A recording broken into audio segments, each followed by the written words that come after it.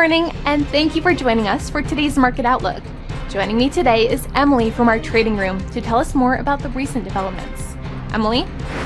Gold prices fell after President Donald Trump said tariffs will not be placed on imported gold bars, while investors awaited a US inflation report that could provide an indication of the Federal Reserve's rate outlook. The dollar edged higher across the board a day before the deadline for Washington and Beijing to strike a tariff deal and the release of a US inflation report that could help determine whether the Federal Reserve lowers borrowing costs next month. Wall Street's main indexes were choppy as investors prepared for a busy week and chip companies seesawed after agreeing to share a portion of revenue from China sales with the US under a trade policy shift from the Trump administration.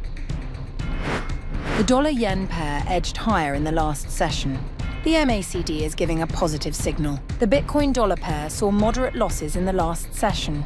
The stochastic indicator is giving a positive signal. Gold prices plummeted in the last session. The ROC is giving a negative signal. Crude oil prices skyrocketed in the last session. The stochastic RSI is giving a positive signal. With a full schedule ahead, the economic calendar features critical reports and updates, ranging from major announcements to moderate impact data.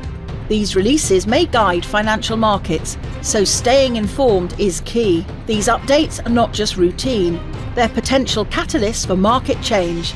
Be ready to evaluate their impact and adjust your investment plans accordingly. We hope that you've enjoyed our Tuesday's financial report. On behalf of all of us here, we wish you a productive trading day.